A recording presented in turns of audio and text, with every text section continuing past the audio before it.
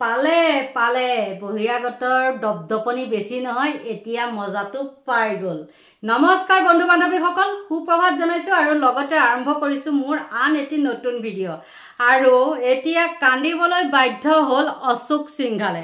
আপোনালোকে অশোক সিংঘাল কোন হয় কি কথা গম পায় নহয়, তেওঁ উন্নয়ন দপ্তৰৰ মন্ত্ৰী। আৰু এই অশোক সিংঘালে কি কৰিছিলে জানেনে, শুৱে বাৱে সুপাৰ চাকাৰবিলাকৰ নামত কিমান কোটি কোটি টকা লুণ্ঠন কৰিছিলে সেইখিনি খবৰ ৰাখিছেনে? আপোনালোকে নিশ্চয় নাই ৰখা, আৰু ইয়াৰ ওপৰত আমি বহুতো আন্দোলন কৰিছিলোঁ। গতিকে আৰু কিছুমান তথ্য পোহৰলৈ আহিছে।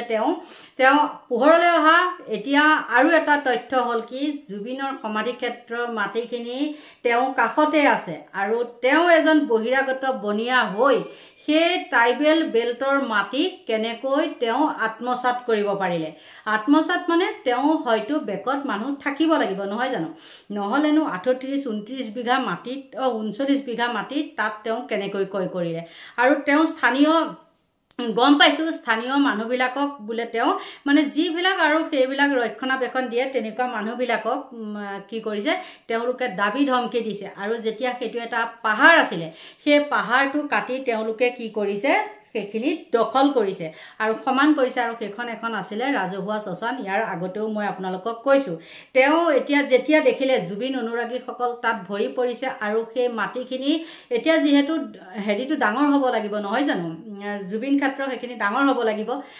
গতিকে তেওঁ এতিয়া মানে হৈ লগাইছে। তেওঁ কৈছে যে সোণাপুৰত মই বহু কষ্ট কৰি মাটি কিনিছোঁ, সেই মাটি জুবিনৰ নামত দিব লাগিলে মোক উত্তৰ গুৱাহাটীত সাল সলনি দিব লাগিব।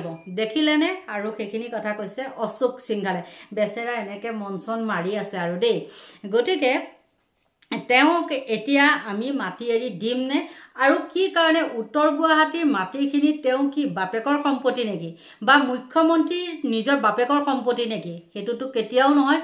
তেওঁ কি যুক্তিত এৰি দিব? তেওঁক কোনে কৈছিলে সোণাপুৰৰ সেই বেল্টৰ মাটি তেওঁক ল'বলৈ কোনে কৈছিলে? আৰু লোৱা নাই, এইবিলাক 2 নম্বৰী কৰি পেলাই তেওঁলোকে সেই পাহাৰটো দখল কৰিছে। আচলতে দখল কৰি পেলাই সেইখন কৰিছে, হয়তো পিছত ইয়াত 50-50 চাগে হ'ব।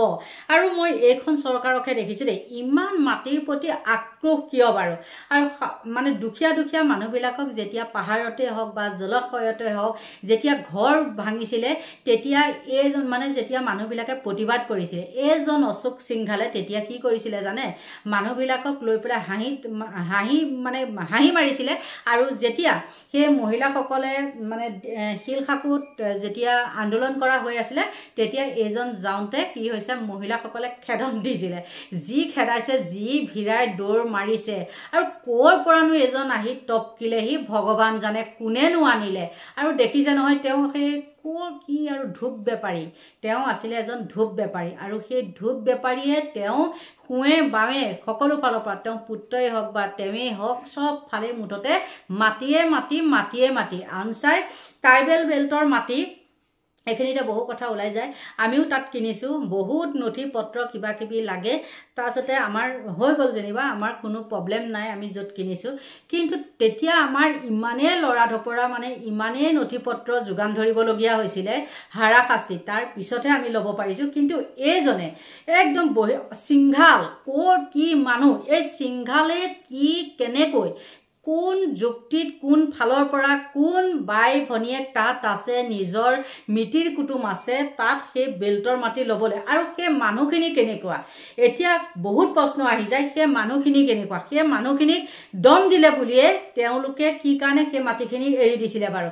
কিন্তু ইয়াৰ ভিতৰতো আছে কিছুমান কথা। আজিকালি দেখিছে নহয়, সকলোতে দাদাগিৰি, আৰু যাৰ চৰকাৰ তাৰ হাততে সকলোখিনি থাকে, নহয়নে? আৰু ঠিক তেনেকৈ চাগে সেই মানুহখিনি তেনেকৈ হাত কৰিছিলে, কৰাৰ পিছত তেনেকৈ লৈছিলে। কিন্তু এতিয়া সকলো যেতিয়া জুবিন অনুৰাগী ওলাই আহিব, পাৰিবনে তেওঁলোকে? আচলতে তাত SOP জাৰি কৰা বহুতো কাৰণ আছে। এইবিলাক মানে কেঁচু খানোতে সাপ ওলাব বুলি তেওঁলোকে মানে কি কৰিছে এইবিলাক থাপি থুপি থবলৈ বিচাৰিছে আৰু এই অশোক সিংঘালে অতদিনে তাত মানে হেৰি কৰি আছিলে গুদাম ঘৰ এটাও আছে কৈছোঁ আৰু মই প্ৰতিটো ভিডিঅ'তে কওঁ যে এইখিনি শ্মশানৰ মাটি এইটো হ'ল অশোক সিংঘালৰ মাটি চাওক কি একদম 10 ইঞ্চি ৱাল মাৰিছে ন বাপৰে এতিয়াতো সেইবিলাক ভগা যাব আৰু এতিয়া তেওঁ হিয়া ঢাকুৰি কান্দিলে হ'ব নেকি তেওঁ কন্দা নাই কিন্তু কান্দিছে বুলি মানে হেৰিটোত কয় আৰু কথাখিনিত কয় বা তেওঁ যুক্তি কি মোক হাল সলনি কৰি দিব লাগিব কিয় দিব হাল সলনি কৰি তোমাকতো কোনেও কৈ মানে কোৱা নাই আমাক ইয়াতে থাকি আমাক ইয়াতে থাকিবি ব্যৱসায় কৰিবলৈ তহঁতক ইয়াত লাগে নহয় জানো অসমখন লুটি পুটি খাবলৈ তহঁতক ঠাই লাগে গুজেই গজালি তহঁত যদি আজি এঘৰ আহিছ আকৌ কাইলৈ আৰু এঘৰ আহি পেলাই বহাবি তাৰপিছত বেল চেল এইবিলাক চব উঠাই দিবি দি পেলাই মানে তহঁতৰ ৰাজত্ব চলাবি নহয়নে আৰু ইতিমধ্যে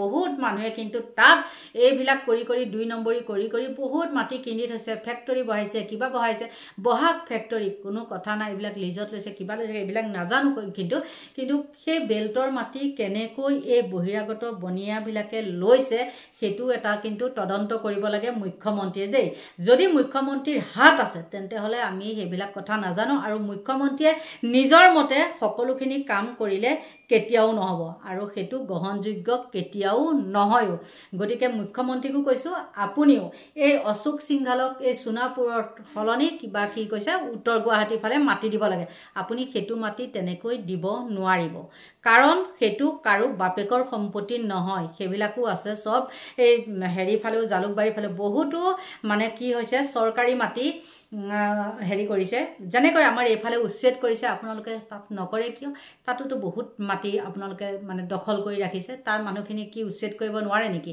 আৰু মিয়াখিনিহে অকল উচ্ছেদ যে কিয় তাত থকা সকলোখিনিকে উচ্ছেদ কৰিব লাগে সেইখিনি কিয় নকৰে আৰু কোনো কাৰণতে আপুনি সেই সিংঘাল বোলাটোক তাত হেৰি কৰিব নোৱাৰিব মাটি দিব নোৱাৰিব দিলে সকলো মানুহ তাত বহিব পাৰিব চৰকাৰী মাটিত সকলো সিংঘালে যদি মাটি ল'ব পাৰে তাত চৰকাৰী মাটিত সকলো মানুহ বহি থাকিব পাৰিব শিল খাকু কি আপোনালোকে বেৰা দিলে বুলিয়ে হ'ব নেকি শিল খাকুটো সকলো মানুহ বহি যাব গতিকে সাৱধান আপুনি যদি মানে জুবিনৰ আপোনাৰ কাম এতিয়া বৰ্তমান জুবিনৰ সেই সমাধি ক্ষেত্ৰৰ সেই মাটিখিনি উলিয়াই দিয়া আৰু জুবিন গাৰ্গক ন্যায় দিয়া তাৰ বাদে যদি আপুনি বিৰোধী কিবা কিছুমান কাম কাৰ্যকলাপ কৰে তেন্তে হলে আপোনাক 26ত বাই টাটা দিব আপোনালোকৰ নিজৰ দলৰ মানুহে দিব কৈ থলো কথাখিনি আৰু ভিডিঅটো মই সুমুৱাবলৈ চাইছো গতিকে সকলোকে ভগৱানে ভালে কুশলে ৰাখক তাকে কামনা কৰিছো আৰু মোৰ ভিডিঅটো ইমানতে সামৰণি মাৰিছো বাই